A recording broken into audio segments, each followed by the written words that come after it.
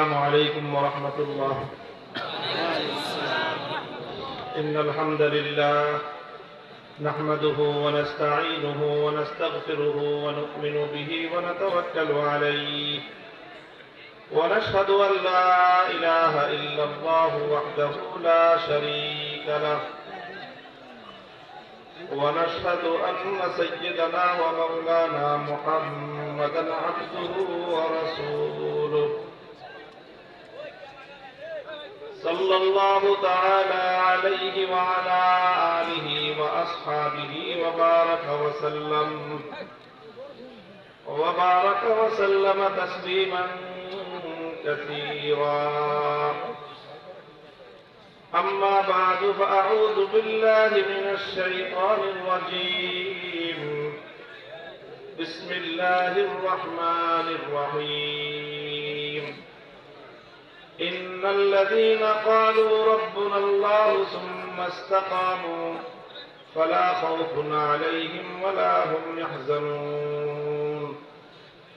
وقال رسول الله صلى الله عليه وسلم قال الله تعالى من تقرب إلي شبرا تقربت إليه ذراعا ومن تقرب إلي ذراعا تقربت إليه باعا.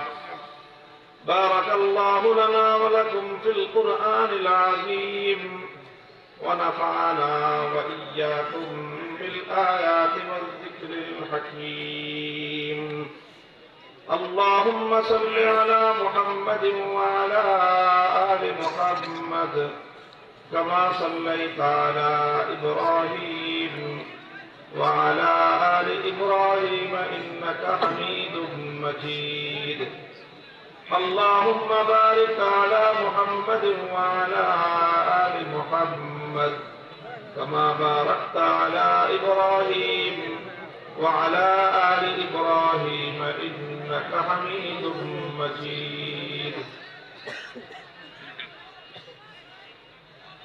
কালিয়াকৈর উপজেলা উলামা পরিষদের উদ্যোগে আয়োজিত আন্তর্জাতিক ইসলামী মহাসম্মেলনে উপস্থিত সম্মানিত সভাপতি, উপস্থিত হযরত উলামায়ে ইকরাম, সম্মানিত বয়োজ্যেষ্ঠ আমার মুরব্বী সাহেবান, সমবেত ইসলাম প্রিয়, কোরআন প্রেমিক, নবী প্রেমিক, তাওহীদি মুসলমান ভাই ও বন্ধুগণ, পর্দার অন্তরালে অবস্থানরত আমার সম্মানিত মা ও বোনেরা, সর্বপ্রথম মহান আল্লাহ পাক রব্বুল আলামিনের দরবারে কালেমাতুশ শুকরের হাদিয়া পেশ করতেছি।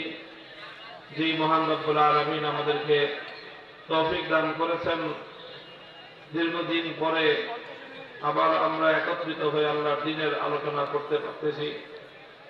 আমাদের বুকের উপর থেকে জগদ্দল পাথরের মতো চেপে বসা একটি জালিম শাসককে আল্লাহ তাদেরকে উৎখাত করে আমাদেরকে মুক্ত বাতাসে নিঃশ্বাস গ্রহণ করার তৌফিক এবং সুযোগ করে দিয়েছেন।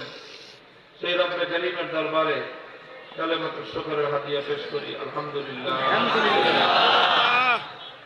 আপনারা দীর্ঘ সেই দিনের বেলা থেকে এই রাত গভীর পর্যন্ত দেশের বরেণ্য উলামায়ে কেরামের কাছ থেকে অত্যন্ত মূল্যবান দিক নির্দেশনামূলক আলোচনা শুনেছেন।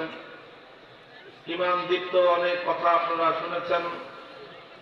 আপনাদের আলেমদের আলোচনায় আপনাদের ঈমান তেজোদ্দীপ্ত হয়ে আছে। এই জন্য আমার আর খুব বেশি দীর্ঘ আলোকপাতের প্রয়োজন আমি অনুভব করছি না।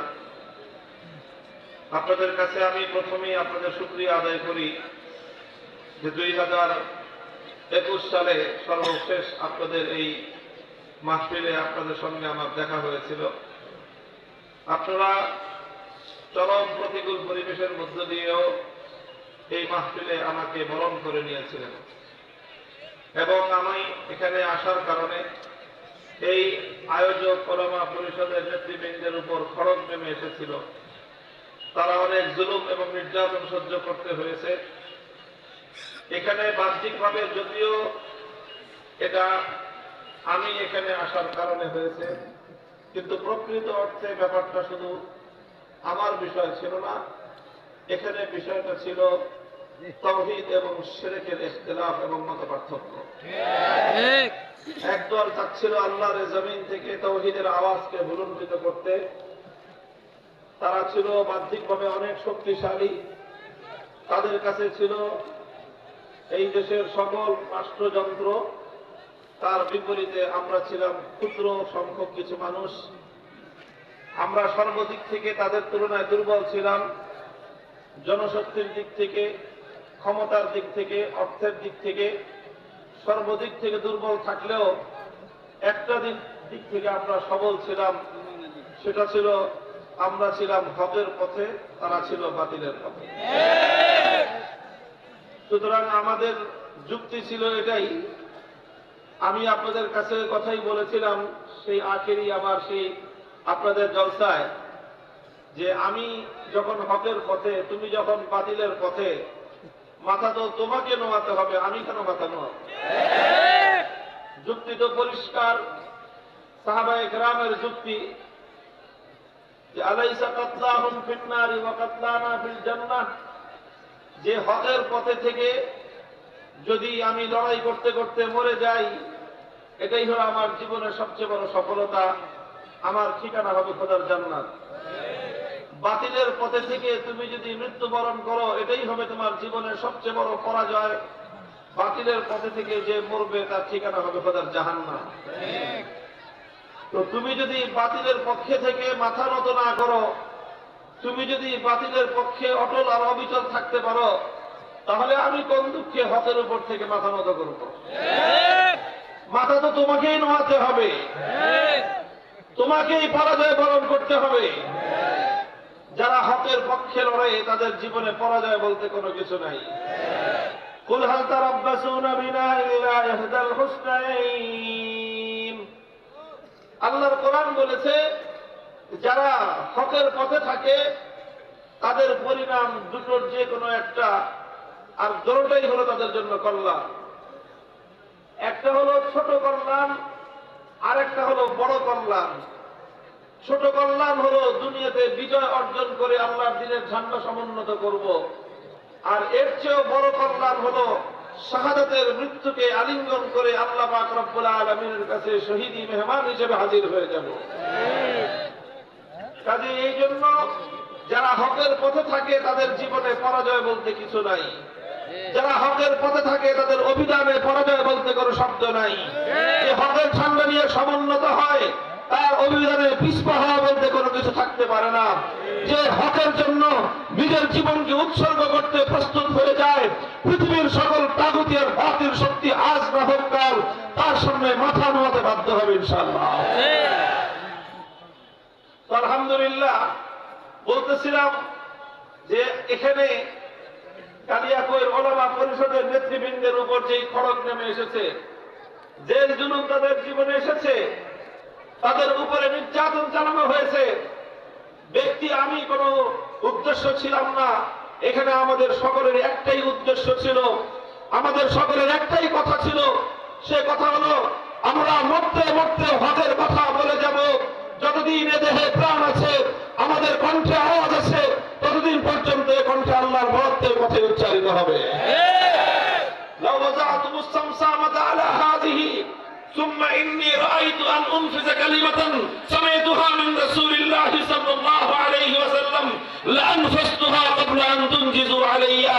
হযরত আবু যর গিফারী রাদিয়াল্লাহু তাআলা আনহু বলেছিলেন যে কেউ যদি আমার ঘরে উন্মুক্ত তরবারি ধারণ করে, অথবা আমার বুকের মধ্যে যদি বুলেটের পিস্তল ধারণ করে বলে যে তুমি হকের কথা বলতে পারবে না, আর আমি যদি দেখি যে এই তরবারি উন্মুক্ত তরবারি দিয়ে আমার গর্দান দ্বিখণ্ডিত করার মুহূর্ত মাত্র আগে কয়েক সেকেন্ডের মধ্যে যদি আমি একটি হকের কথা উচ্চারণ করতে পারি, আল্লাহর কসম খেয়ে বলি জীবন যাওয়ার শেষ মুহূর্তে হকের ঝান্ডা সমুন্নত করতে করতে আল্লাহর রাস্তায় হাসতে হাসতে জীবন দিয়ে দিব। এটাই আমাদের শপথ, এটাই আমাদের অঙ্গীকার।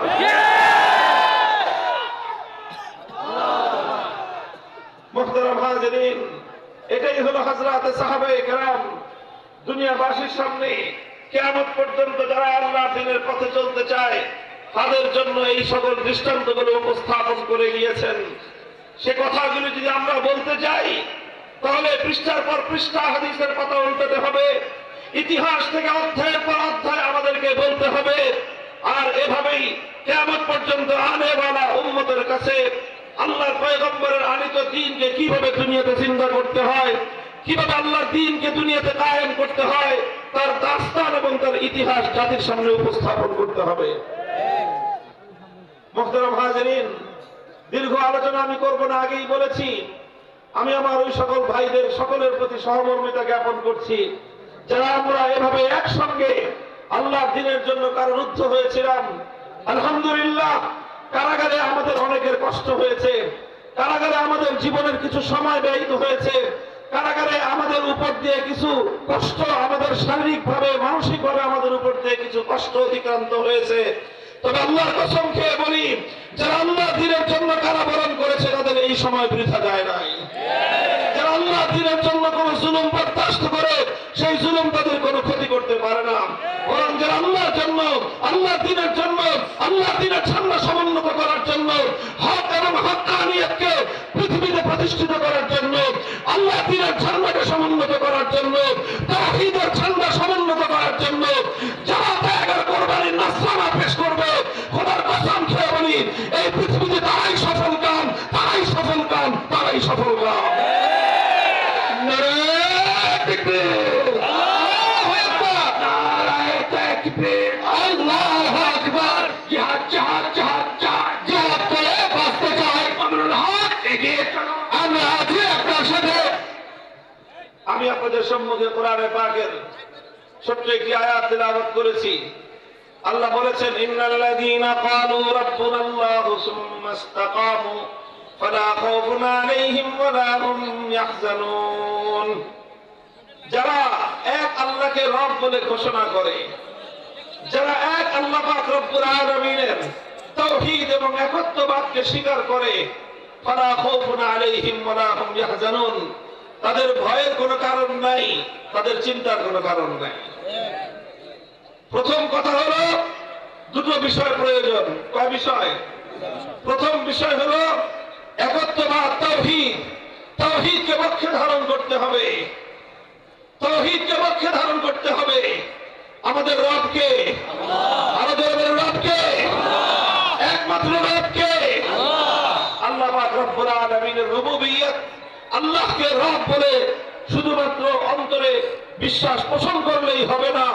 বারবার আল্লাহ পাক একই কথা বলেছেন, ক্বালু রাব্বুনাল্লাহ। স্পষ্ট ভাষায় দুনিয়াবাসীকে জানিয়ে দিতে হবে আমাদের একমাত্র রবকে আল্লাহ। দেখেন, আল্লাহকে রব বলা, এটা তাৎপর্য বুঝতে হবে।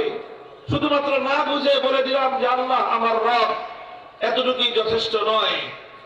আল্লাহকে রব বলার তাৎপর্য বুঝতে হবে। আমাদের সমাজের মধ্যে আল্লাহ পাকের রুবুবিয়্যত, আল্লাহকে একমাত্র রব বলে বিশ্বাস করা অর্থাৎ তাওহীদ, এই তাওহীদের ব্যাপারে যথেষ্ট অস্পষ্টতা, মানুষের মধ্যে এই ব্যাপারে যথেষ্ট বিভ্রান্তি রয়েছে। এবং তাওহীদের খুব গুরুত্বপূর্ণ কিছু বিষয় এই উম্মতের কাছ থেকে আজ বিলুপ্ত প্রায়। আমি সেই দাওয়াত নিয়ে উম্মতের কাছে যাচ্ছি। আমার বর্তমান বাংলার যুব সমাজকে তাওহীদের সেই জায়গাটাকে তাদের সামনে উন্মোচিত করছি, তাদেরকে উজ্জীবিত করছি, তাদেরকে এই বিষয়ে জাগ্রত করার চেষ্টা করছি, যেন তাওহীদের এই অধ্যায়টাকে এই জাতির মধ্যে এই যুব সমাজ আবার নতুন করে প্রতিষ্ঠিত করতে সক্ষম হয়। বলেন আল্লাহ পাক কবুল করেন, আমিন। আমাদের সমাজে তাওহীদের, একত্ববাদ, ঈমানের কিছু কথা আলোচনা হয়, আর অনেক কথাই ঈমানের রয়ে গেছে যেটা আলোচনা করা হয় না। আমরা তাওহীদের একটা বিষয় আলোচনা করি, সেটা হলো তাওহীদ ফিল ইবাদা। ইবাদতের মধ্যে আল্লাহর সঙ্গে কাউকে শরীক করা যাবে না, এটা আমাদের সমাজে এই তাওহীদের আলোচনা আছে। মানুষের মধ্যে এই তাওহীদ সম্পর্কে বিশ্বাস আছে এবং বিভ্রান্তি কম আছে। এই জন্য যারা ঈমানদার তারা কেউ এক আল্লাহ ছাড়া কোন গায়রুল্লাহর ইবাদত করে না। কথা বলেন ঠিক না বেঠিক? ইবাদত আল্লাহর করে, গাফলতি করে, ঘাটতি করে, কিন্তু ইবাদত যতটুকু করার একমাত্র কার করে? আল্লাহর করে। এটা হলো তাওহীদ ফিল ইবাদা। সেজদা একমাত্র কাকে করে মানুষ? নামাজ একমাত্র কার সামনে আদায় করে? আল্লাহর সামনে আদায় করে, আল্লাহর সামনে রুকু দেয়, আল্লাহর সামনে সেজদা করে। একমাত্র আল্লাহর জন্য ইবাদত করা, এটাকে বলা হয় তাওহীদ। তাওহীদ ফিল ইবাদাহ, ইবাদতের মধ্যে আল্লাহ তাওহীদ। ইবাদতের মধ্যে আল্লাহর সঙ্গে অন্য কাউকে যদি কেউ শরীক করে, তার ঈমান থাকবে? বলেন তো, তার ঈমান থাকবে? যেমন ধরেন একজন মানুষ 24 ঘন্টার মধ্যে 23 ঘন্টা 55 মিনিট শুধু আল্লাহর ইবাদত করলো, আর 5 মিনিট দুর্গার পূজা করলো, লোকটা ইমানদার না বেঈমান? সন্দেহের কোনো অবকাশ আছে? আচ্ছা, 5 মিনিট না, 1 মিনিট সে দুর্গার পূজা করে, আর 23 ঘন্টা 59 মিনিট সে আল্লাহর ইবাদত করে, ইমানদার না বেঈমান? পরিষ্কার, কারো কোনো সন্দেহ নাই, সেই লোকটা হলো বেঈমান। কারণ ইবাদতের মধ্যে আল্লাহর সঙ্গে অন্য কাউকে শরীক করার কোনো অবকাশ নেই। এই যে তাওহীদ, এই তাওহীদ আমার দেশের মানুষ বুঝে, এই তাওহীদ আমার সমাজের মানুষ বুঝে।